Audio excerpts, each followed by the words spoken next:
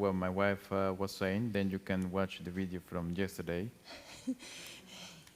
Ja, dus voor verdere duidelijkheid kunt u de preek van gisteren zien, als u die nog niet had gezien. And okay, now I would like to claim a promise. Ik wil een belofte claimen. Acts 5:32. Handelingen 5 vers 32.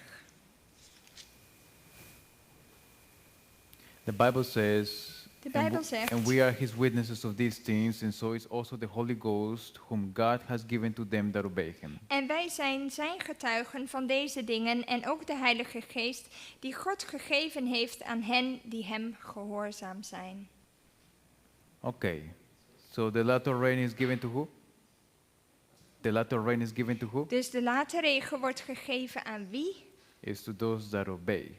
Aan diegenen die hem gehoorzaam zijn. So we can have a lot of theory, We kunnen heel veel theorieën hebben, but if the theory is not put into practice, maar als die theorie niet in de praktijk wordt omgezet, then our part is with the workers of iniquity.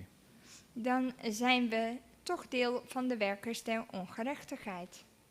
Okay, let's pray. Laten we nu bidden.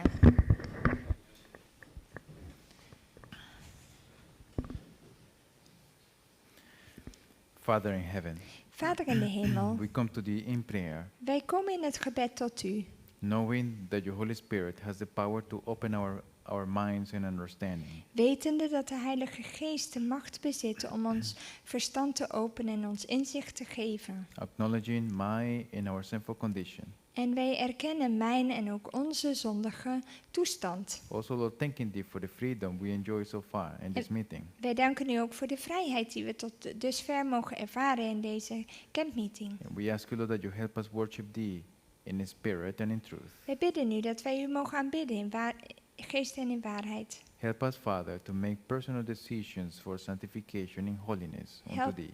Help ons dat wij persoonlijke beslissingen nemen om heilig te zijn voor u. And give us clarity and solidity on the subject of the Godhead. En geef ons duidelijkheid en vastheid ten opzichte van dit onderwerp over de Godheid. And help us not to fall into satanic teachings Help ons niet in demonische leer te vervallen, that are going around today. die overal vaste voet krijgt. In Jesus' name, Wij bidden dat in Jezus' naam. amen. Amen.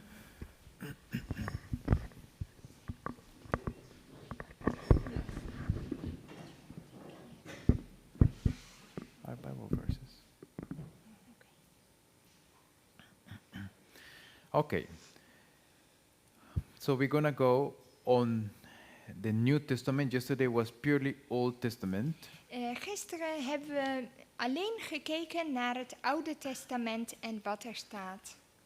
So today we go on the New Testament on why the Holy Spirit cannot be a force.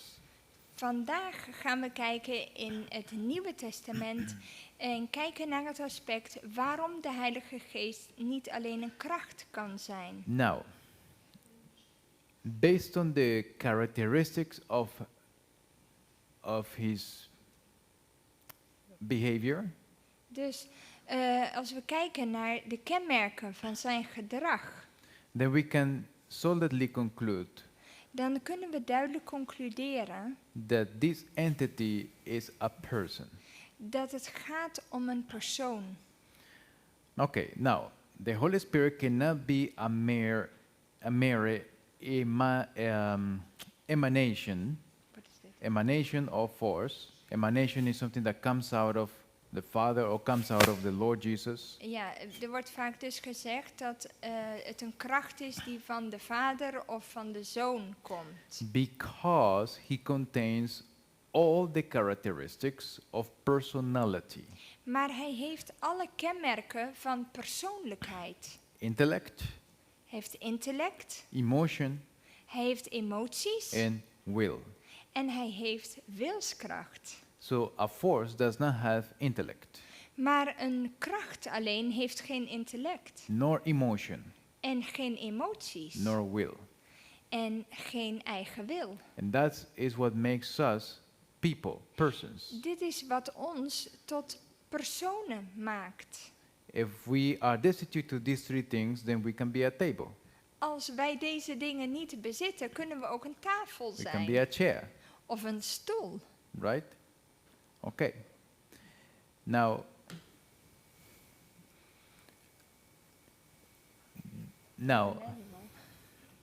so we're gonna go carefully together. Now, today you won't have PowerPoint so much as yesterday.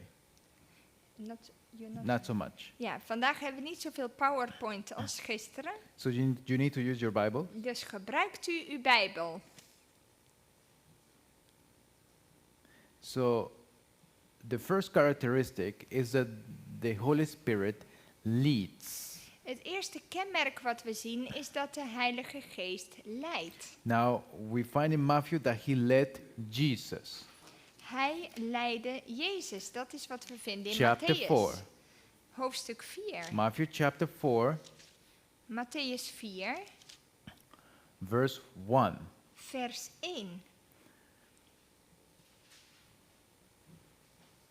Okay, so I'm trying not to go too fast, that you Ik can probeer turn your niet te Bible. snel te gaan, dat u het kan volgen in uw Bijbel. Okay, the Bible says, then was Jesus led up of the Spirit into the wilderness. Toen werd Jezus door de Geest weggeleid naar de woestijn om verzocht te worden door de duivel. Okay, so we have that he was leading Jesus, Dus de Geest leidde Jezus naar de woestijn. but the Spirit also leads God's children. Maar hij leidt ook Gods volk. We go to Romans Romeinen chapter 8. 8. Romans 8, Romeinen 8. Romans 8:14. Vers 14. The Bible says, for as many as are led by the Spirit of God, they are the sons of God. Immers, zoveel als er door de Geest van God geleid worden, die zijn kinderen van God. A force merely empowers, Een kracht geeft kracht, but a personality leads. maar een persoonlijkheid leidt. A parent leads. Een ouder leidt. A leader leads. Een leider geeft leiding. Nowadays, in our company or audience, you In, have people leading. je hebt mensen die leidende functie In our hebben. society, we have people leading. Ook in de samenleving zijn er leiders. So leadership belongs to a person. Leiderschap is iets wat hoort bij een persoon. Okay, let's see. Now, a person also speaks. Een persoon spreekt. A force does not speak. Een kracht spreekt niet. Mark In Marcus, chapter 13, Marcus 13, Mark 13, verse 11. vers 11.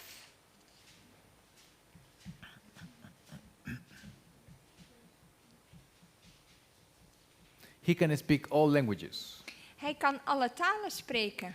The Bible says, but when they shall lead you and deliver you up, take no thought beforehand what ye shall speak, neither do ye premeditate, but whatsoever shall be given you in that hour, that speak ye. For it is not ye that speaketh, but the Holy Ghost. En wanneer ze u zullen wegleiden om u over te leveren, wees dan van tevoren niet bezorgd wat u spreken moet en bedenk het niet. Maar wat u op dat moment gegeven zal worden, spreek dat. Want u bent het niet die spreekt, maar de Heilige Geest. Acts chapter 4. Handelingen 4. Now, we speak with one another, right? Wij spreken met elkaar. And that has niet? been so from the beginning of the world. En dat is al zo sinds het begin van de wereld. So that characteristics belongs to a person. Dat is een kenmerk van een persoon. Okay, now Acts 4:25. Handelingen 4:25. who by the mouth of the servant David has said, why did the heathen rage? Sorry, it's Acts 4. Let me see, one moment.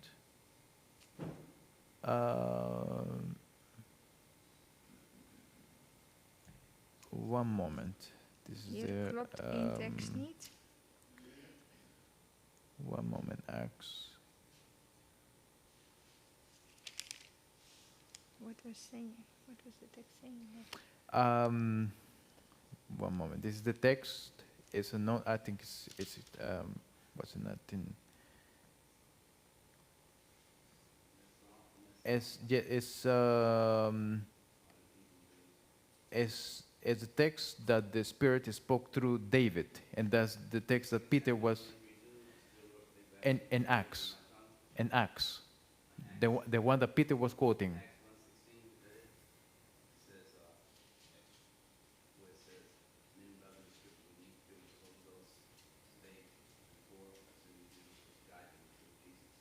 The one that Peter was quoting on David, that the Spirit 1 was verse 6? 1:16. Acts 1:16. Acts 1:16. Oh, I got it very wrong here. Sorry. Yes, men and brethren, this scripture must need have been fulfilled, which the Holy Ghost by the mouth of David spake concerning Judas. Handelingen 1 vers 16. Mannen, broeders, dit schriftwoord moest vervuld worden dat de Heilige Geest bij monden van David van tevoren gesproken heeft over Judas, die gids geweest is voor hen die Jezus gevangen namen. Now, let's see. Yeah, Acts chapter 8, En dan Handelingen 8, verse 29. vers 29. It says, Then said the Spirit unto Philip, Go near and join thyself to this chariot. En de Geest zei tegen Filippus, ga er naartoe en voeg u bij deze wagen. Now, he is not only speaking whatever, Hij spreekt niet zomaar, but he is leading the work of God here. maar hij leidt het werk van God. He knows when and when not, Hij weet wanneer en wanneer niet. what that requires. Wat heb je daarvoor nodig? That requires some thinking and some knowledge of Dat what he- is good and what is not good. Dat heeft te maken met intellect, om te kunnen beoordelen wat je wel en niet moet doen. Now, that is the reasoning powers that God gave also to men. Dat zijn redenerende krachten die God de mens geschonken So the heeft. Holy Spirit reasons. Dus de Heilige Geest redeneert. Our reasoning powers are on a lower scale. En wij redeneren op een lager niveau dan God. But the reasoning principles are the same because he judges wrong and good based on God's word. Maar het principe om te kunnen onderscheiden wat goed en verkeerd is, gebaseerd op het woord van God, is hetzelfde. Now, through vision, he told Peter not to be racist. Door een visioen liet hij zien aan Petrus dat hij niet racistisch moest Racism zijn. has been going on. Want de racisme is al veel ouder dan we denken. At that time, against Gentiles. En toen was dat tegen de heidenen. And he, in that vision, made him understand En in een visioen liet hij hem that verstaan he is not to look down upon people. dat hij mensen niet op hun mag neerkijken. So the Holy Spirit not only teaches the Bible, De Heilige Geest leert niet alleen het woord van God, de but he Bijbel, teaches us just as a father teaches a son. maar zoals een vader een zoon lesgeeft, leert. That belongs to a personality, Dat hoort bij persoonlijkheid. with patience on top of that. Met geduld natuurlijk. Now, so he sends Peter to Cornelius. Hij zendt Petrus naar Cornelius. He also knew that the men from Cornelius were about to knock the door of the house. Hij wist ook dat die mensen op het punt stonden om op de deur te kloppen. Okay. Now, let's see. Now, notice this text very carefully. Let op deze teksten. I hope that your Dutch Bibles are correct on this point. Ik hoop dat de Nederlandse Bijbels kloppen op dit punt. 1 John 1 Johannes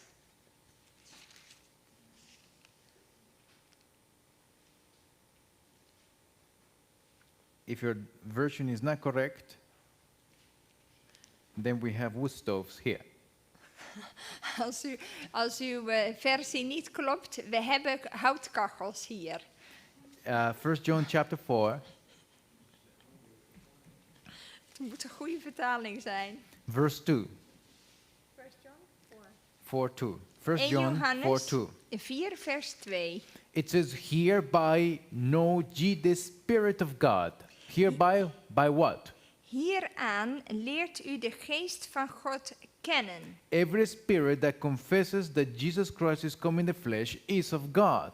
Elke geest die belijdt dat Jezus Christus in het vlees gekomen is uit God. So, by what here in this text we know the Spirit of God?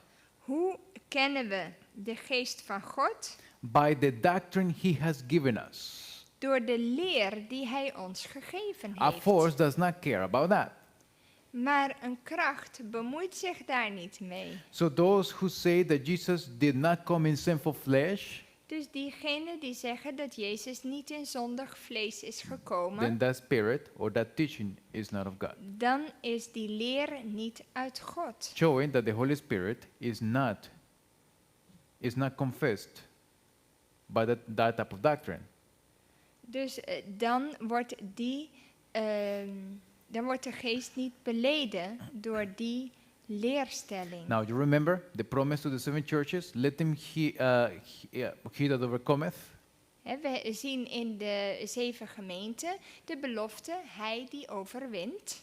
Will I grant to eat of the tree of life, which is in the midst of the paradise of God? Zal ik doen eten van de boom des levens die in het midden van het paradijs Gods He is. that has an ear, Hij die een oor heeft, let him hear what the Spirit saith unto the churches. laat hem horen wat de geest zegt tot de gemeente. So what is the Holy Ghost saying here?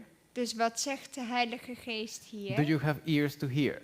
Heb je oren om te horen? That's a personal close entreaty. Dat is een hele persoonlijke vraag. Do you have ears to understand? Heb je oren om te begrijpen? The ears that I made you. De oren die ik je gegeven heb? That's reasoning one-to-one language. Maar dat is een redenatie van persoon tot persoon. Now, the Spirit and the bride say, come.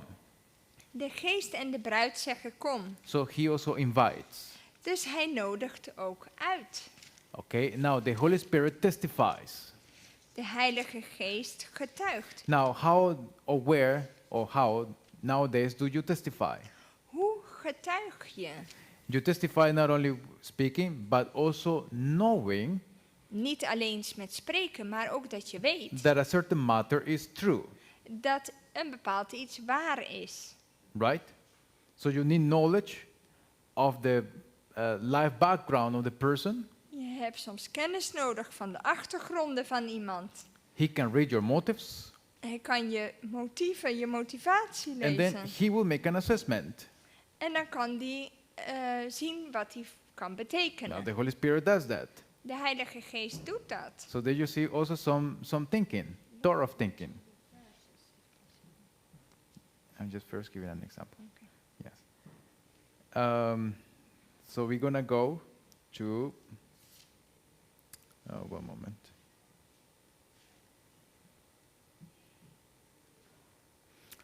Chapter 5 of 1 John. 1 Johannes 5, Verses 7 and 8. 1 Johannes 5, vers 7 en 8. For there are three that bear record in heaven, the Father, the Word, and the Holy Ghost, and these three are one. Want 3 zijn er die getuigen in de hemel, de Vader, het Woord en de Heilige Geest. En deze 3 zijn één. And there are three that bear witness in earth, the Spirit, and the water, and the blood, and these three agree in one. En 3 zijn er die getuigen op de aarde, de Geest, het water en het bloed. En deze 3 zijn één. Okay, so the Holy Spirit testifies. De Heilige Geest getuigt. Now, where do you teach? Waar leer je? People normally teach in a school. Normaal op school, toch? How do you teach your children? Hoe leer je je kinderen? Don't say this, don't say that, but this, say it this way or say it that way. Doe het zo, of zeg dit, of zo ga je ermee om. With patience and love and tenderness, you Met have to. liefde en teach. geduld, tederheid wordt les So the gegeven. Holy Spirit teaches. De Heilige Geest geeft les. Now the Holy Spirit teaches character, Hij leert het karakter. but he also teaches the scriptures. Hij onderwijst ook de schriften. 1 Corinthians chapter 2, verse 13. 1 Korinthe 2 vers 13. So he would show you what connection in the Bible you are doing wrong. He would show you if you are wrong in the interpretation of your study. Als je dingen verkeerd interpreteert in je studie, dan laat hij je die dingen zien. But he would show you what is the right interpretation. En laat je de juiste interpretatie zien. Now 1 Corinthians 2:13, the Bible says, In 1 which Korinthe 2 vers 13 staat, things also we speak, not in the words which men's wisdom teacheth, but with the which the Holy Ghost teaches, comparing spiritual things with spiritual. van die dingen spreken wij ook niet met woorden die de menselijke wijsheid ons leert, maar met woorden die de Heilige Geest ons leert, om geestelijke dingen met geestelijke dingen te vergelijken. I remember one time Ik herinner me een keer, I was reading a parable, ik las een gelijkenis and there was a symbol I could not figure it out. I searched in the concordance. Er was één stukje en ik probeerde uit te vinden waar dat over ging Oh, met what I de could. concordantie, wat ik kon doen. But I said, Lord, I cannot find the answer. Ik zeg, Heer, ik kan het antwoord niet vinden. Then the Holy Spirit said, En de Heilige Geest zei, connect this word with the stone that Moses broke. verbind dit woord met de steen die Eh. Mozes sloeg. I didn't know that answer. En ik wist dat antwoord helemaal niet. And that answer was so perfect and so precise. En dat antwoord was zo precies. The Holy Spirit teaches. De Heilige Geest geeft les, hij onderwijst. Now, the Holy Spirit, as we said, has a mind and can reason. Hij heeft een geest, hij kan redeneren. In Romans chapter 8, In Romeinen 8, verse 20, let's see. Yeah, verse 27. Romeinen 8, vers 27. Romans 8:27. The Bible says, and he that searches the hearts knoweth what is the mind of the Spirit. En hij die de harten doorzoekt, weet wat het denken van de geest is. A force does not have a mind. Maar een kracht heeft helemaal geen gedachtegang, geen denken. Persons have minds. Maar personen kunnen denken. Therefore, God the Son is a person because he has mind. Daarom is God de Zoon is een persoon omdat hij kan denken. And people could see him face to face and talk and reason with him. En mensen konden hem van aangezicht tot aangezicht zien, met hem spreken, met hem redeneren. And he had enemies like you and I. En hij had vijanden, zoals u en ik misschien. You know, it's the same life of a person. Hetzelfde leven zoals een persoon heeft. And of course, God the Father too. En God de Vader heeft persoonlijkheid. Now, according to the Bible, we see that something seems good to the Holy Spirit. We zien dat iets de Heilige Geest goed dunkte. Sometimes you say, oh, that seems good, or that seems not good. Soms zeggen wij, nee, dat schijnt niet goed te zijn, of dat is wel goed. But the Holy Spirit too.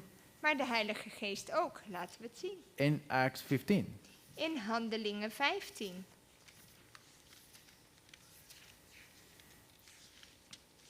verse 28. Handelingen 15, vers 58. Acts 15:28. Handelingen 15, vers 58. 28. 28. Oh, 28, 28. Heel goed. The Bible says, for it seemed good to the Holy Ghost and to us. Want het heeft de Heilige Geest en ons goed gedacht. Oké. Staat er. Now, all right. So he has a mind, and he can recognize if something, or what shall I say? Certain things seems good or seem not good. Dus hier, That kind of estimation. They have that kind of estimation. het betekent dat hier een bepaalde onderscheidingsvermogen is. Want iets dunkt je goed of ook niet. The Holy Spirit also knows God's thoughts. Hij kent Gods gedachten. Handelingen 15, vers 28 was dit. Now, when you see a person going in wrong habits or wrong practices, what do you do? Als je ziet dat iemand verkeerde praktijken erop nahoudt of verkeerde dingen doet, wat doe je dan? What you as a person do? Wat doe jij dan als persoon? You go to the person Dan ga je naar die persoon toe and entreat that person. en dan ga je ermee in conclaaf. You try to convince that person with words, Je probeert die persoon te overtuigen met woorden, with reasons and examples. met redenen, met voorbeelden. So the Holy Spirit also convicts. De Heilige Geest overtuigt. John 16. In Johannes 16.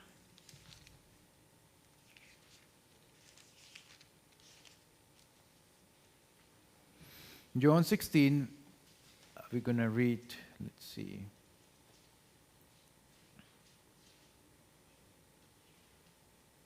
Verse 8, Vers 8. talking about the Holy Ghost, and when he's come, he will reprove the world of sin and of righteousness and of judgment. En het gaat hier in de context over de Heilige Geest, over de trooster. En als die gekomen is, zal hij de wereld overtuigen van zonde, van gerechtigheid en van oordeel. So when there are life situations Dus als er levenssituaties zijn and disagreements, en disputen, oneenigheid, and people are upset, mensen zijn boos and then they go for a walk, en dan gaan ze wandelen. after a few days, Na een paar dagen the Holy Spirit talks with them. praat de Heilige Geest tegen ze. Look, this person that you are angry with did Kijk. this and this. Deze persoon waar je boos op bent, die heeft dat en dat gedaan. Not all is negative. Niet alles is negatief. And you judge this person this way is not right. Je hebt die persoon te streng beoordeeld. So the Holy Dat Spirit, is niet the juist. Spirit entreats for righteousness. De Heilige Geest overtuigt. And that Van is what you gerechtigheid. do also for a friend or for a relative. En dat is iets wat je ook zou doen voor een vriend of een familielid. So he acts in a way like you and I. Hij vraagt het op een manier, hij gaat in conclaaf, zoals u of ik dat zouden doen met een vriend of een familielid. Now, he also say to people, you go this place, you go that place. Hij geeft ook orders, opdrachten van ga jij daarheen, jij daarheen. He's captain. Hij is een kapitein. Let's see in the book of Acts, Kijk maar in het boek Handelingen, chapter 13. hoofdstuk 13.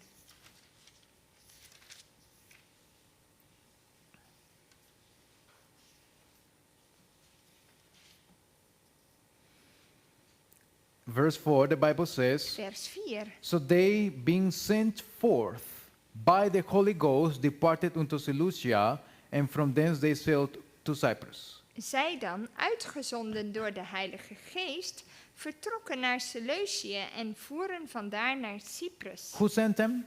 Wie heeft hun gestuurd? The Holy Spirit sent them. De Heilige Geest. So when you hear from a brother, if the case is true, you hear from a brother, the Holy Ghost said this and this. Dus als iemand zegt van de Heilige Geest zei dit of dat, How do you look at them? hoe kijk je daar dan naar? Als Do- iemand je zoiets zegt, Do you think okay about him?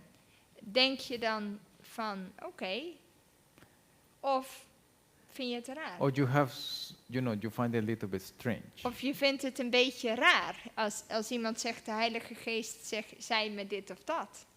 If you feel it as strange, then it should be strange here too.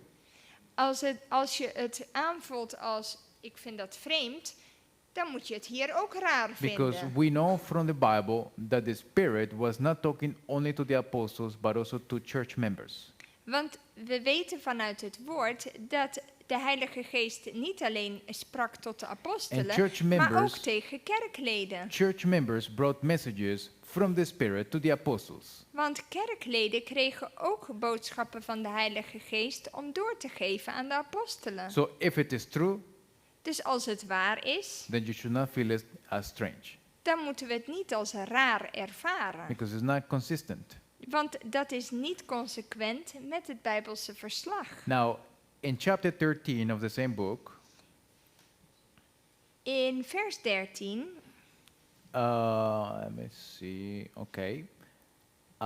In this case, in verse 4 that we read, he sent out Paul and Barnabas. ja, dus in vers 4, daar werden Paulus en Barnabas uitgezonden. All right, so he is specifying who goes where.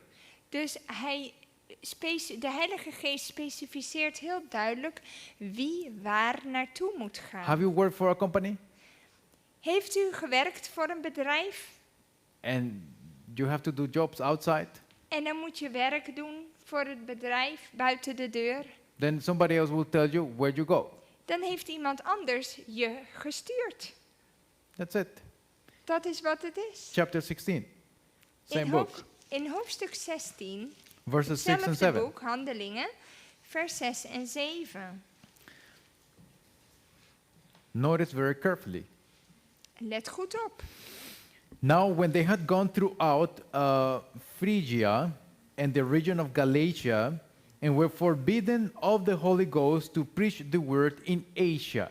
En nadat zij door Frigië en het land van Galatië gereisd waren, werden zij door de Heilige Geest verhinderd het woord in Azië te spreken. Verse 7. After they were come to Mysia, they essayed to go into Bithynia, but the Spirit suffered them not.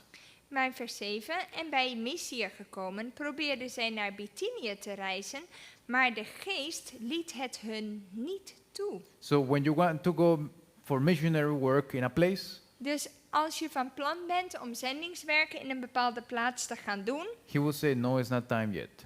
dan kan de Heilige Geest zeggen, nee, het is nog niet de tijd. Then you want to go to another place. Dan wil je naar een andere plek gaan. He says, no, not yet. Hij zegt, nee, nog niet.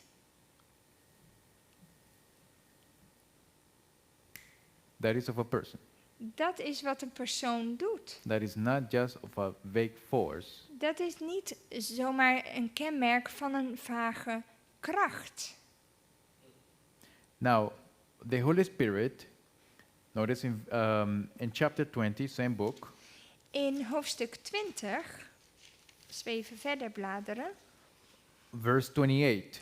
vers 28. Take heed therefore unto yourself. This is talking about the church. And to Yeah. all the flock. Hier gaat het over de gemeente. Zie dan toe op uzelf en op heel de kudde, Over the which the Holy Ghost has made you overseers. te midden waarvan de Heilige Geest u tot opzieners aangesteld heeft. So he also tells who is going to lead the church of God. Dus de Heilige Geest is ook degene die de opzieners in een gemeente moet aanstellen. It's not the case, you know, I feel like I can baptize somebody. Het is niet van, oh, ik voel en ik denk dat ik iemand kan dopen. as far as I can think of, no, it's not like that. Nee, zo zit het niet in elkaar. So how does it work? Hoe werkt You het know, dan wel? I think I'm ready to preach, you know. Ik denk dat ik voorbereid ben om prediker te zijn. People give me good feedback. Mensen geven mij positieve feedback. But that's a problem. That's a problem. Dat is een probleem. If they get public support, Als zij support krijgen, they get deceived. dan kunnen ze misleid worden. The Holy Ghost is going to show De Heilige Geest moet laten zien the leaders he has chosen de leiders die Hij heeft gekozen. what person is ready for what task. Welke persoon klaar is Voor welke taak? Oh, that is arbitrary. Oh, dat is wel raar. No, that is not arbitrary. Of dat is, dat de een wel aangenomen wordt en de ander niet. Because in the early apostolic church was done that way. Nee, in de vroege apostolische kerk werd het zo gedaan. There are people that want to hear only the voice of the Holy Ghost, but not the voice of the leaders the Holy Ghost has chosen. Waren mensen die alleen maar zelf van de Heilige Geest wilden horen, maar niet van de leiders die door de Heilige Geest waren aangesteld. And the real problem there is that they have a problem to recognize the authority the Lord has placed in His church. En dat is vaak omdat deze mensen een probleem hebben met autoriteit Now, van diegene die God heeft aangesteld. we have the gifts of the Spirit, We hebben de gaven van de Geest, but He chooses whom to give what. maar Hij kiest welke gaven Hij aan wie toebedeelt, As He wills. zoals Hij dat wil. So He has will, because He can choose. Hij heeft dus een wil en kan kiezen. Now, when you have a child, Als jij een kind hebt, you see the will of the child in wanting something. dan zie je de wil van een kind, want die wil dit of dat.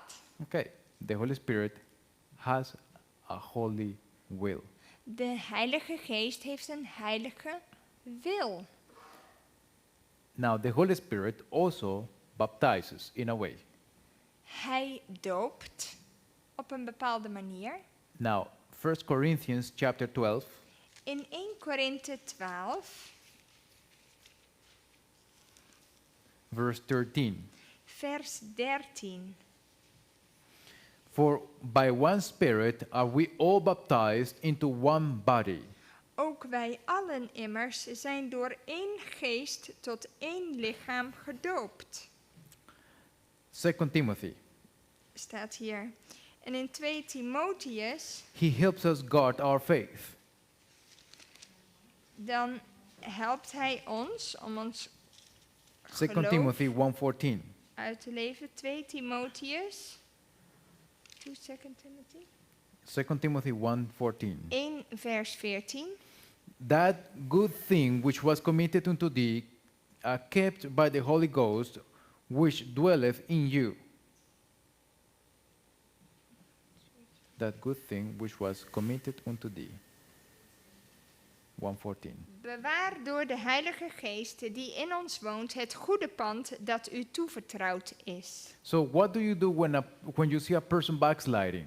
Dus wat doet u als u een persoon die afglijdt, You die try, de verkeerde kant op gaat? you try to encourage, to revive the faith of that person. Dan probeer je die persoon te bemoedigen zodat het geloof in hem weer tot leven mag The komen. Holy Spirit does the same too. En de Heilige Geest doet hetzelfde. He helps you guard your faith. Hij helpt om je geloof wat je toevertrouwd is te behouden. He also guided men to write the scriptures. Hij heeft de mensen begeleid in het schrijven van de schrift. 2 Peter 1:21. 2 Petrus, 2 Peter 1:21. 2 Petrus 1 vers 21. For the prophecy came not in the old time by the will of men, but holy men of God spake as they were moved by the Holy Ghost. Want de profetie is destijds niet voortgebracht door de wil van een mens, maar heilige mensen van God, door de Heilige Geest gedreven, hebben gesproken. Now, when you read the history of William Tyndale, Als je de geschiedenis leest van William Tyndale, his translation into English, die de Bijbel vertaalde in het Engels, the Holy Spirit was telling him what word to use in certain translations. de Heilige Geest vertelde hem welk woord hij in een aantal gevallen moest gebruiken. We have witnesses of modern translators from Greek and Hebrew into English, We and Christian hebben, Protestant translators. we hebben getuigenissen van protestantse vertalers. They acknowledged En zij erkenden that the translation of William Tyndale dat de vertaling van William Tyndale was God-given. door God gegeven was. So the Spirit was telling Tyndale what words to use. De Heilige Geest vertelde aan William Tyndale welke woorden hij moest While gebruiken, translating the Bible. terwijl hij bezig was met de Bijbelvertaling. Now, when you know a language Als je een taal kent and you are teaching that language, en je leert die taal, don't you do the same? doe je dan niet hetzelfde? That is not the right word, this is the right word. Dit is niet het juiste woord, dit is het juiste woord. You do the same. Je doet hetzelfde. So when you study the scriptures Als je de schrift studeert, thoroughly, grondig, you cannot come to the conclusions that the Holy Spirit is a force. kun je niet tot de conclusie komen dat de Heilige Geest een kracht is. So what is the conclusion so far? Wat is de conclusie tot dusver? Those who get deceived by wrong doctrines Diegenen die misleid worden door verkeerde leer, is because they have not consecrated themselves in studying the scriptures. is omdat ze zichzelf niet gewijd hebben aan een diepgaande studie in de schriften. I read in Patriarchs and Prophets the creation of the earth, and the Holy Spirit is not there. Ik heb gelezen in Patriarchen en Profeten over de schepping van de wereld en de Heilige Geest wordt daar niet genoemd. Then we need to say to that person in love, In liefde moeten we dan zeggen, take some more time to study. neem nog wat meer tijd om te studeren.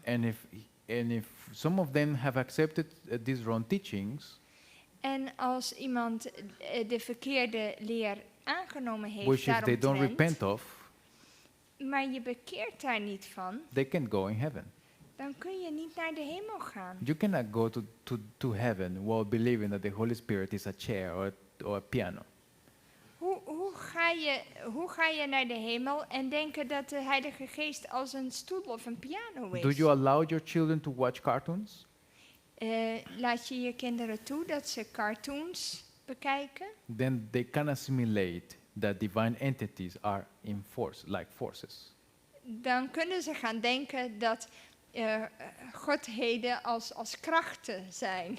And they watch witchcraft while you are busy in the kitchen. En dan kijken ze tovenarij terwijl jij in de keuken bezig bent.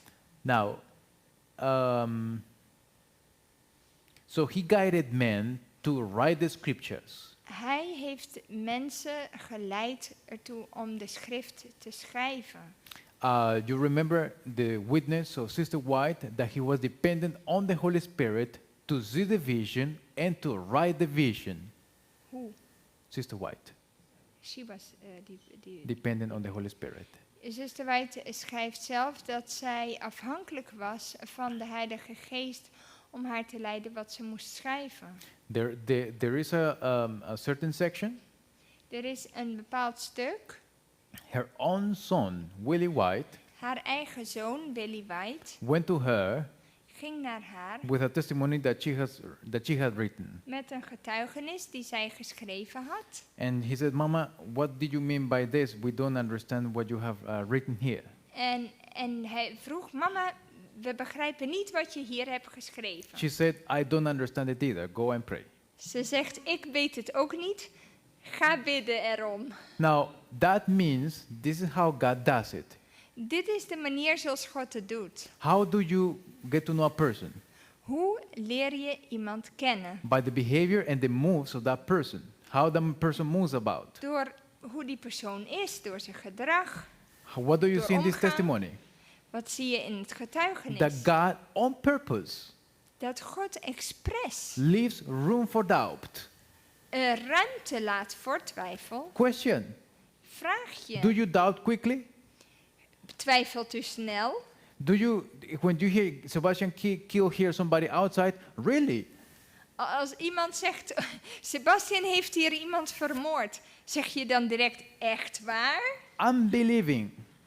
Ongelooflijk. They unbelieve the word and the Ten Commandments. We hebben geen geloof in de Bijbel en de geest der profetie. but very believing when it comes to gossip and lies. Maar als het gaat om roddel en leugen, dan zijn we heel It gelovig. needs to be the opposite. Dat zou tegengesteld moeten zijn. But Maar, God on purpose leaves room for doubt. maar expres laat God ruimte voor twijfel. With what purpose? Waarom? That you go to Him in your room and pray and ask Him. Dat je naar je kamer gaat en het hem persoonlijk That vraagt. He can talk to you. Zodat hij met u kan spreken. And that is the hook He's trying to use to pull you to Him. En dat gebruikt hij om, als het ware als een haak, om u tot zich te trekken. Come, you don't understand. I know you don't understand. Kom, ik weet dat je het niet begrijpt. Kom maar. Come and ask. Kom het vragen. That's a very wise strategy. Dat is een hele wijze strategie. He can make you understand half, but the other half no. So you can have a reason to pray. Dus een deel mag je begrijpen, maar een deel niet. Maar je hebt daarom een reden om te bidden. Now remember, the Lord is the creator. De Heer is de schepper. The Godhead was also involved in the creation of the world. De Godheid was ook betrokken And bij that- de schepping And in that, de wereld. that creationist aspect was also given to man En dat creatieve is ook de mens to gegeven. procreate and have children. In de zin dat zij de mogelijkheid hebben om zich voor te planten en kinderen te krijgen. And that procreation is also an attribute of the Holy Spirit Dat is ook een attribuut van de Heilige because Geest. He creates from nothing. Want hij schept vanuit niets. Whether a tree, a mountain, or a person. Een persoon, een berg of een boom. Now, let's see together. Laten we het samen zien.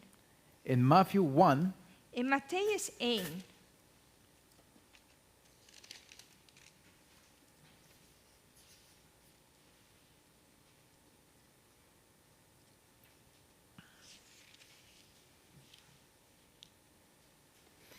verse 18. Vers 18. Let us read carefully. Laten we het nauwkeurig lezen. Now the birth of Jesus Christ was on this wise. When as his mother Mary was espoused to Joseph, De geboorte van Jezus Christus was nu als volgt. Terwijl Maria, zijn moeder, met Jozef in ondertrouw was, before they came together, she was found with child of who? bleek zij, nog voordat zij samengekomen waren, zwanger te zijn uit wat? So Jesus was conceived of the Holy Ghost. Uit de Heilige Geest. Of course, the Holy Ghost is not Jesus. Nee, natuurlijk is de Heilige Geest geen Jezus.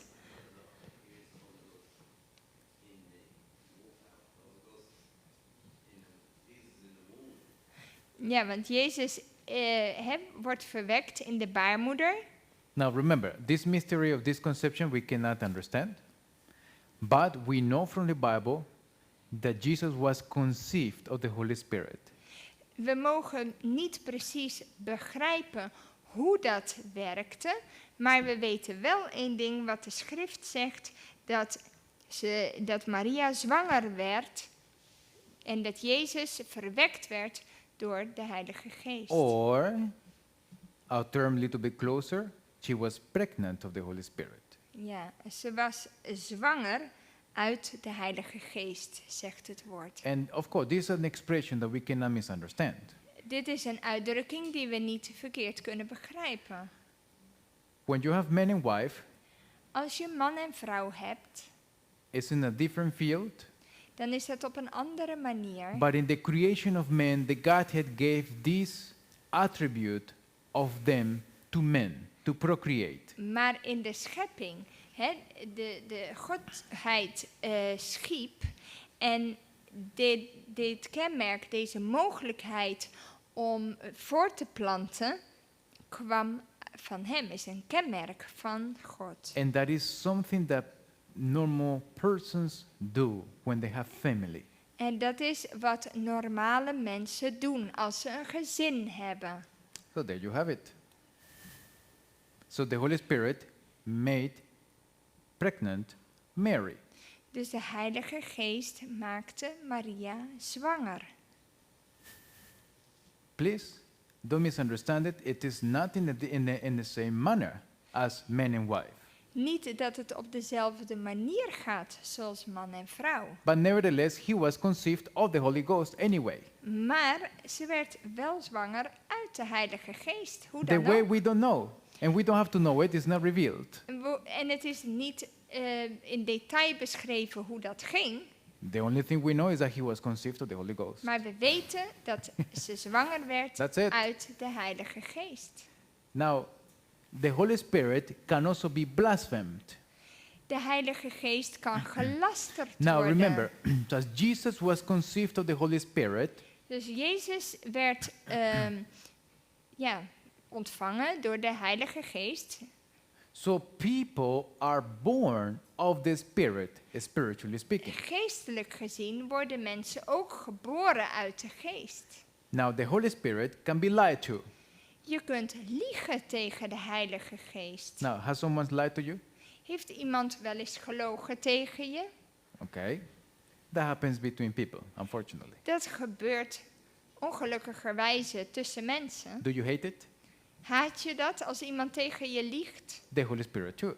De Heilige Geest haat dat ook. It makes him angry. Het maakt hem boos. You don't believe that? Gelooft u dat niet? Let's see. Laten we het zien. In Acts. In Handelingen. When you have a husband and he's lying to you, how do you feel? Als je een man hebt die tegen je liegt, hoe voelt u zich Or you dan? have a wife and she's lying to you, how do you feel? Of u heeft een vrouw en die liegt tegen je. Hoe You- voelt u zich dan? You feel nothing? Voelt u dan niks? No? You feel nothing, right? Dan voelt u niks, toch? Okay. Those feelings, the Holy Spirit also has them. Deze gevoelens heeft de Heilige Geest ook. Acts 5. Handelingen. 5, 5, verse 3. vers 3.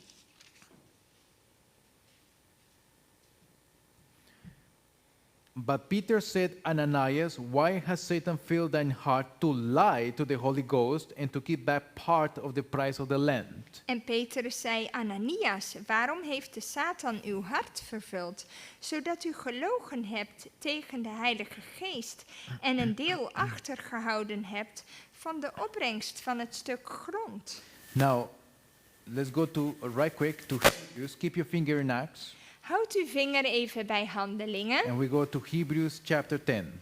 en laten we naar Hebreeën 10 gaan.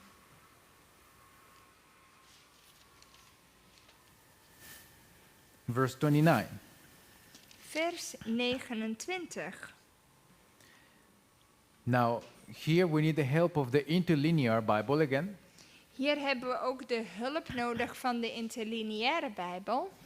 It says, of how much sorer punishment, suppose ye, shall he be thought worthy, who has trodden underfoot the Son of God? Hoeveel te zwaarder straf, denkt u, zal hij waard geacht worden die de Zoon van God vertrapt heeft? And has counted the blood of the covenant, wherewith he was sanctified, an unholy thing. Ja, en het bloed van het verbond, waardoor hij geheiligd was, onrein geacht heeft. And has done despite unto the Spirit of grace. En de geest van de genade gesmaad heeft. In the original Greek, it reads the following.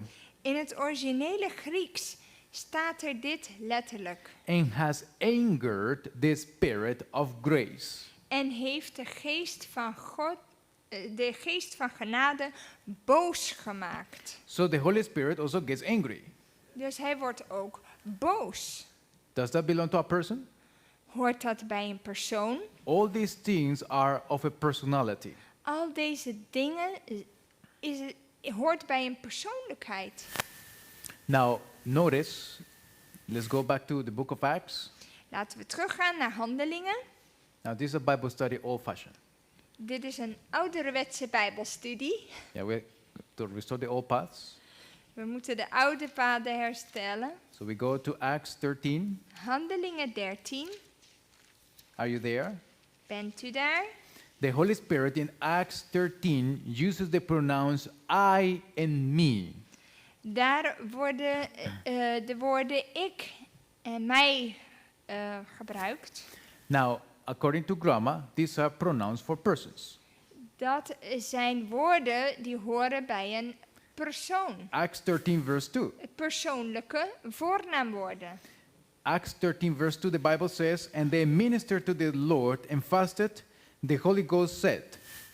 Dus Handelingen 13 vers 2. En terwijl zij de Here dienden en vasten, zei de Heilige Geest: Separate me. zonder voor mij. So that you have a grammar issue. Hier heb je een grammaticale Because issue. me is for a person. Want het woord mij hoort bij persoonlijke In any voornaamwoorden. language of the world. In welke taal ter wereld ook. And then it says, En dan staat er: separate me, Barnabas and Saul, for the work whereunto I have called them. zonder voor mij, zowel Barnabas als Saulus af, voor het werk waartoe ik hen geroepen Do you heb. see? Whereunto I have called them. Waartoe ik hen geroepen heb.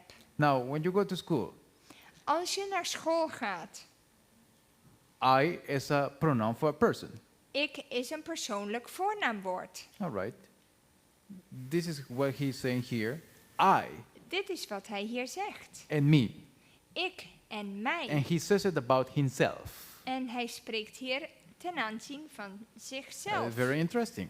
Heel interessant. Now, with the Holy Spirit, we can have fellowship and communion. We kunnen gemeenschap hebben met de Heilige Geest. Omgang. And these meetings, do we have fellowship with one another? Hebben wij hier omgang met elkaar? So, fellowship is between people, between persons. Omgang is tussen mensen. I cannot have fellowship with the table. Ik kan niet omgang hebben met de I tafel. cannot have fellowship with a chair. Ik kan geen omgang hebben met een stoel. But with a person, I can. Maar met een persoon kan ik omgang Notice hebben. very carefully in 2 Corinthians. Laten we kijken in 2 Korintiërs. Are you there? Bent u daar? Verse 13. 2 Korintiërs? 2 Corinthians. Chapter? I'll let you turn the pages. Don't worry. Ik geef u de tijd, geen zorgen. 2 Korintiërs 2 Corinthians chapter 13. 13. It says, verse 14, Vers 14.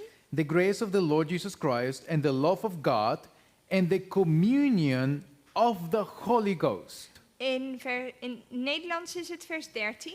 De genade van de Heer Jezus Christus, de liefde van God en de gemeenschap van de Heilige Geest zijn met u allen. Amen. So fellowship is between persons. Dus gemeenschap is onder personen. That's why we de can have mensen. fellowship with God the Father, because He's a Daarom- person. Omdat God de Vader een persoon is, kunnen we omgang met hem hebben. Fellowship with God the Son, because He's also a person. God de Zoon, omdat hij een persoon is. And fellowship with the Holy Spirit, because He is also a person. En gemeenschap met de Heilige Geest, omdat hij een persoon is. So He talks. Hij spreekt. And He talks before we were born. En hij sprak al voordat we geboren werden. He reasons. Hij redeneert. He orders. He commands. Hij geeft He opdrachten. leads. Hij leidt. He says, I said this, I commanded that. Hij zegt, ik heb dat gezegd. Oh, okay. That is the behavior that we see of the Holy Ghost in the Bible. Dat is wat wij van de Heilige Geest gewaar worden. Wat we zien van hem in de Bijbel. So it's not vague, Het is niet vaag. it's clear. Het is heel erg duidelijk. The Holy Spirit can also be grieved. Hij kan verdriet Now, gedaan worden. if you have a child, mothers, Moeders, when a child does something bad, als een kind iets slechts doet, then as a mother you are saddened, dan word je toch verdrietig als moeder. you are grieved. Dan ben je verdrietig. So the Holy Ghost too. En de Heilige Geest wordt ook verdrietig. He gets sad if we sin. Hij wordt verdrietig wanneer wij zondigen. He's grieved. Dan heeft hij verdriet. Okay. Now, this is only using the Old Testament, only Bible. Dit is alleen de Bijbel. Zover. Yesterday, only Old Testament. Gisteren hebben we het Oude Testament bekeken. Today, only New Testament. Vandaag alleen Nieuw Testament. We have not used the spirit of prophecy yet, We hebben tot nu toe but now de we will. geest der profetie nog niet gebruikt. Now we will. Maar nu zullen Now, we ook daarin I'm not kijken. going to go through all the list of quotations mentioning three persons and all that. No, I Ik can't. ga niet alle citaten, want er zijn er heleboel. Because there are by far too many. Er zijn er veel te veel. Just pick some important ones. Maar een aantal belangrijke citaten wil ik toch met u delen. Let's see. Laten we zien. Is the Holy Spirit a person? Is de Heilige Geest een persoon? We have been brought together as a school, and we need to realize that the Holy Spirit, who is as much a person as God, is a person.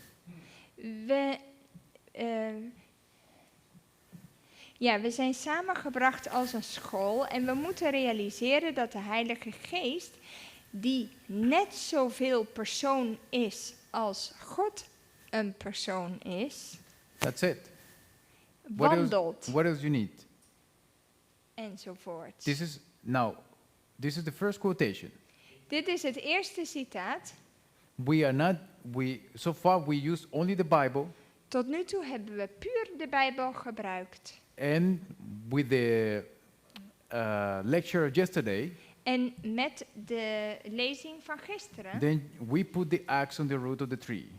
leggen we de bijl aan de wortel van de boom. Now, so the Holy Spirit is a person as much as God the Father is a person. Dus de Heilige Geest is net zoveel persoon als God een persoon is. The Holy Spirit is a person, for he beareth witness with our spirits that we are the children of God. De Heilige Geest is een persoon, want hij draagt getuigenis met onze geest dat wij kinderen van God zijn. The Holy Spirit has a personality. De Heilige Geest heeft een What persoonlijkheid. is the personality? Wat is die persoonlijkheid? The one that you just read in the New Testament. Die persoonlijke kenmerken die u net in het Nieuwe Testament heeft He gelezen. behaves like a person. Hij gedraagt zich als een persoon. Else, he could not bear witness to our spirits, and with our spirits, that we are the children of God. Anders zou hij niet kunnen getuigen met onze geesten en tot onze geest dat wij kinderen van God zijn. He must also be a divine who? Person. Hij moet ook een goddelijke persoon zijn. Else, he could not search out the secrets which lie hidden in the mind of God. Anders zou hij de geheimen in de geest van God niet kunnen kennen. What Bible text is that? Welke Bijbeltekst is dit 1 waar hier naar Corinthians verwezen chapter 2 wordt? verses 9 and 10. 1 Korinthe 1 Korinthe 1 Corinthians 2, 9 and 10. 2 vers 9 en 10. He searches the deep things of God. Hij onderzoekt de diepten van God. But he could not do that Maar dat zou hij niet kunnen doen if he is not a person. als hij geen persoon was. Now next. Now, some people say that,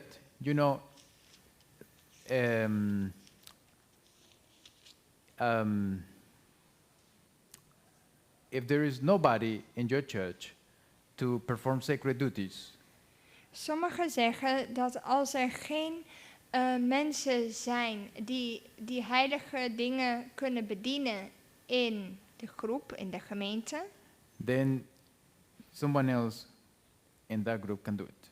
dan kan iemand anders in de groep het doen. There has been a question for many years. Dit is een vraag geweest voor vele The Holy jaren. Spirit is involved in the order of the early apostolic church. Maar de Heilige Geest is betrokken in de organisatie van de vroege apostolische In the book gemeente. Acts of the Apostles, who was breaking the bread? In het boek van Jeruzalem tot Rome heet No, het. Acts of the Apostles in the Bible. Handelingen, in het boek Handelingen. Who was breaking the bread? Wie brak het brood? You see only church leaders, apostles, breaking the bread. Je ziet alleen leiders het brood breken. De Notice. apostelen, I saw Jezus. that they were natuurlijk. in danger in the apostles' days En hier is een citaat. Er staat, ik zag dat, dat ze in gevaar waren in de dagen van de apostelen.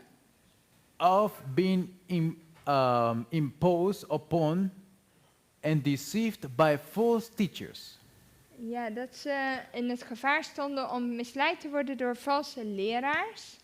And men were chosen by the brethren, notice very carefully, En mannen werden gekozen door de broeders or church, of de gemeente, who had given good evidence that they were capable of ruling well their own house, die er dus die bewijs hadden geleverd dat zij hun eigen huis juist konden besturen. So to be a church leader, you need to have a good marriage. Dus om een gemeenteleider te zijn, moet je je huis kunnen besturen. Dus een goed huwelijk hebben. If you have a deacon or an elder or a Als je pastor een ouderling hebt, of een diaken, of een predikant. who is lamb in the church but lion at home, Hoe is? lamb in the church and lion at home, Oh ja, die lam in de gemeente is en een leeuw thuis, is not qualified. die is niet gekwalificeerd. With what authorities is he going to advise other marriages in the church? Met wat van autoriteit gaat hij anderen adviseren in de gemeente? Now, and preserving order in their own families. Om de orde te handhaven in hun eigen families. Men that could enlighten those who were in darkness.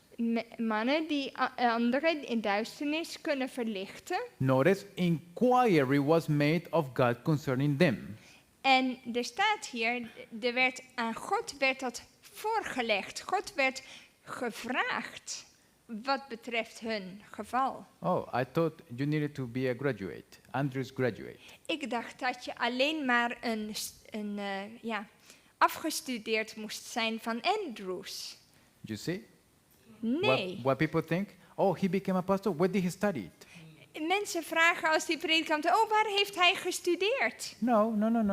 Nee, That is the worldly way of thinking. dat is de wereldse manier. What is the biblical way of thinking? Wat is de Bijbelse manier van denken? Inquiry was made of God concerning them. God werd gevraagd And the Lord wat said, hun the betreft. Lord says, do it or not do it. En hij geeft de leiding, doe het of doe het niet. You don't have to be a graduate. Daarvoor hoef je geen afgestudeerde te zijn van Andrews. When Elijah went to Elisha, Toen Elisa naar Elia ging, so Elisha was a graduate? Elisa, was dat een afgestudeerde? No. Nee. God is looking after consecrated people, God kijkt naar de toewijding van mensen. not after graduates. En niet alleen maar afgestudeerd zijn. If there is a graduate here, humble and consecrated, okay, fine. Als er een afgestudeerde is die ook nederig is en gekwalificeerd, Because he's humble and consecrated, not because omdat he's hij graduate. toegewijd is, prima, fantastisch. All right. So this is how we should think. If you hear the other side from people, then make sure that you know that they are thinking in worldly ways. Ja, dus als je ziet dat het op een andere manier gebeurt, dan weet je dat het op een wereldse manier is. Now, okay, inquiry was made of God concerning them, and then according to the mind of the church and the Holy Ghost, Ja, dus je ziet hier, God werd gevraagd, de mensen, wat de gemeente ervan dacht, en de Heilige Geest. they were set apart by the laying on of hands. En dan werden ze apart gezet voor dit doel door het opleggen van handen. Now, can anyone baptize anyone? Kan iedereen iemand dopen? Now, these questions, have been circulating recently. Deze vragen circuleren recent. I mean, there is no elder There is no pastor, Oh, er is geen predikant, er is geen ouderling in de buurt. and we have a few people to baptize. We hebben mensen om te dopen. Some say, I think, I feel I have been called by God to En baptize. sommigen denken van, ja, ik voel me wel klaar ervoor. But that is not the order of the Christian church. Maar dat is niet de orde in de christelijke gemeente. They need to be ordained. Ze moeten dan ingezegend worden. Sketches of the life of Paul, chapter 4, In sketches van het leven van Paulus tells clearly zegt duidelijk that after Paul and Barnabas were ordained to the gospel ministry, they n- could only then baptize. dat nadat Paulus en Barnabas ingezegend waren, dat ze toen gekwalificeerd waren om te dopen. So when you have people around, baptizing others, those baptisms are not valid because they have not been ordained. Dus als mensen zomaar wat doen en beginnen anderen te dopen, dan is dat niet erkend omdat zij niet ingezegend zijn. Okay, but now let's continue on. Maar laten we dit zien. They were, by the Holy Ghost, they were set apart by the laying on of hands. Dus ze werden apart gezet door inzegening, door het opleggen van handen. Having received their commission from God, Daarin dat zij hun opdracht van God hadden ontvangen and having the approbation of the church, en de goedkeuring hadden van de gemeente, now they go forth baptizing in the name of the Father, Son, and Holy Ghost. nou gingen ze voort en doopten in de naam van de Vader, de Zoon en de Heilige Geest. So after they are ordained by the laying on of hands, they baptize in these three names. Dus nadat zij door handoplegging ingezegend waren, gingen ze dopen en ze doopten in naam van de Vader, Zoon en de Heilige Geest. And to administer the ordinances of the Lord's house. En ook om de verschillende instellingen in het huis van God te leiden.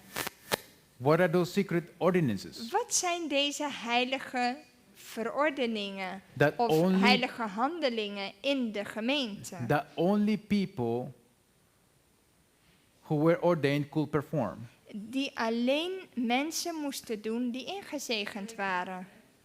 Ja, It says, communion. often waiting upon the saints by presenting them the emblems of the broken body En vaak wachtend op de heiligen, die hun de symbolen van het verbroken lichaam and spilled blood en, of the crucified Savior. en het vergoten bloed van de gekruisigde heiland gaven, To keep fresh in the memory of God's beloved children his sufferings and death. om vers in het geheugen van Gods geliefde kinderen, my dear, you're in the way, Oh, sorry. zijn lijden en dood in herinnering te houden. What's that sacred service? Wat is dit van instelling waar hier naar verwezen Communion. wordt? Dat is heilig avondmaal. So that's why an ordination on someone happens publicly. Daarom is het zo dat een inzegening van iemand in het openbaar plaatsvindt. So you have someone that was not a pastor yesterday and today he's a pastor, nobody knows. Dus als je een predikant hebt die morgen ineens doopt en niemand weet ervan, dan is er iets niet helemaal goed gegaan. That is not how it happened in the days of the apostles. Want dat is niet zoals het gebeurde in de dagen van de apostelen. So to protect the flock from deceitful men and false teachers, Om dus de kudde te beschermen voor het gevaar van misleiding en valse leraars, the Holy Spirit did it this way. deed de Heilige Geest het op deze manier. Okay. Just tell where it is found. Yeah. Experience and Views Supplement 1854, page 19. Ja, je vindt dat in Experience and Views Supplement 1854, paragraaf 19, voor degenen die het ook als referentie willen opschrijven. Okay. Now, the Father, the Son, and the Holy Ghost, De Vader, de Zoon en de Heilige Geest, powers infinite and omniscient, krachten, goddelijk en alomtegenwoordig, receive those who truly enter into covenant relation with God, Aanvaarden diegenen die werkelijk in een verbond met God treden. And they are present at every baptism to receive the candidates. Ja, in een verbondsrelatie met de Heer treden. En daarom zijn ze aanwezig bij iedere doop om de kandidaten die de wereld achter zich gelaten hebben op te nemen. So these three great persons were present at your baptism. Dus deze 3 waren aanwezig bij uw doop. Why? Waarom? Because you are baptized on those three names. Omdat je in die namen bent gedoopt. So what happens with the people that say, you only need to be baptized in the name of Jesus? Wat is dan met die mensen die zeggen, je hoeft alleen maar gedoopt te worden in de naam van Jezus? It's contrary to the apostolic church. Dat it is? Contrary to the apostolic Ja, church. dat is tegengesteld aan hoe het zat in de apostolische gemeente. Sister White says here that they were doing it in the three names. Want In the times of Paul. in de tijd van Paulus werden ze in deze 3 namen gedoopt. Okay. 3 distinct agencies. Ja, hier staat het 3 aparte agentschappen, werktuigen. 3 different agencies. 3 verschillende. Okay, so they are not pasted to each other. Ze zijn niet één en dezelfde of aan elkaar A head geplakt. coming out of his neck here. Ja, zoals het soms wordt voorgesteld, hè, met verschillende gezichten in You know, lichaam. when you have these teachings, teaching things like that, then it sounds like heathenism, mysticism. Dat komt uit dat klinkt als hetzelfde als het heidendom. Die hebben precies hetzelfde. Okay, it says there are the living 3 personalities of the heavenly trio. Hier heb je het over 3 levende persoonlijkheden in het hemelse trio. Okay, so it calls them as persons. Hier worden ze ook personen genoemd. The Father, the Son, and the Holy Ghost, powers infinite and okay, this Yeah, one we we had had this already. one. Okay, the obedient children of God recognize the law as a divine law. De gehoorzame kinderen van God erkennen de wet als een goddelijke wet. The sacrifice on Calvary as a divine sacrifice, and the Holy Spirit as their divine sanctifier. Het offer op Golgotha als een goddelijk offer en de Heilige Geest als hun goddelijke heiligmaker. So what obedient children do according to Scripture? Dus wat doen gehoorzame kinderen They volgens de schrift? recognize the Holy Spirit as their divine sanctifier. Ze erkennen de Heilige Geest als hun goddelijke heiligmaker.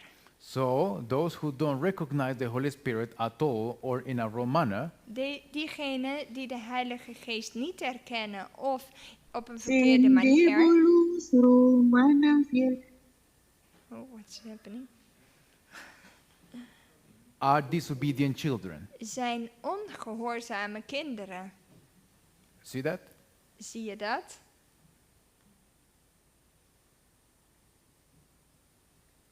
It's not working. We have more slides? Oh, yeah. Okay. The prince of the power of evil can only be held in check by the power of God in the third person of the Godhead, the Holy Spirit. De prins van het kwaad, van de kracht van het kwaad, kan alleen maar in bedwang gehouden worden door de kracht van God in de derde persoon van de Godheid, de Heilige Geest. Sin could be resisted and overcome only through the mighty agency of the third person of the Godhead. Zonde kon alleen weerstaan en overwonnen worden door de machtige werking van de derde persoon van de Godheid. Therefore, the theology of Desmond Ford is also an attack on the Holy Spirit. Daarom is de leer van Desmond Ford ook een aanval op de Heilige Geest. The new theology that says that you cannot overcome sin. De nieuwe theologie die zegt dat zonde niet te overwinnen is. Of course, you cannot if the Holy Spirit is not there. Natuurlijk kun je dat niet doen als de Heilige Geest er niet is. If you don't believe in him, of course you cannot overcome sin. You will Als keep je, sinning. als je niet in hem gelooft, hoe ga je de zonde dan overwinnen? And be sinning until Jesus comes, En dan zondig je totdat Jezus komt. and later be found in the lake of fire. En later word je gevonden in de poel des vuurs. Because you thought that he was a force, or you thought that he didn't exist at all. Omdat je dacht dat hij alleen een kracht was of helemaal niet bestond. It's a serious matter. Het is een hele belangrijke zaak. And my prayer is that all of us today Mijn gebed is dat wij allemaal vandaag be close to Jesus so he guards our faith. dicht bij Jezus blijven, dat hij ons geloof mag leiden, besturen. And that we can retain and contend for the faith. En dat wie? Retain and contend for the faith. Ja, dat we het geloof mogen behouden en daarvoor mogen staan. God bless. God zegen. Let's pray. Laten we bidden.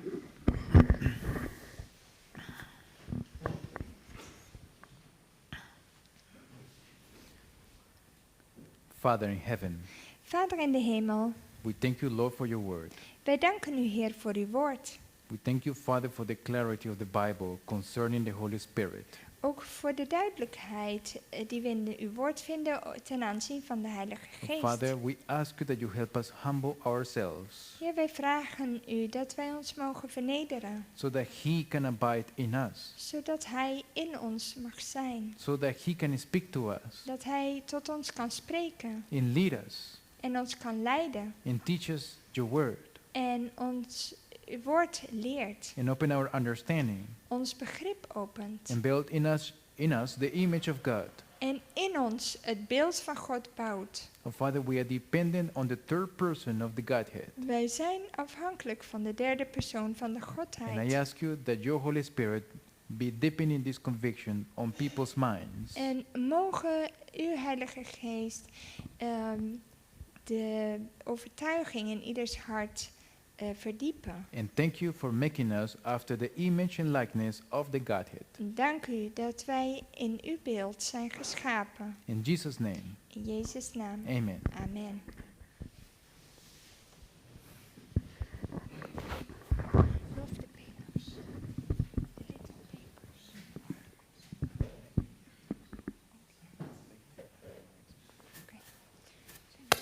We will have 10 minutes break, We hebben 10 minuten pauze and then we go into the next lecture. en dan gaan we naar de volgende lezing. God bless. God zegen.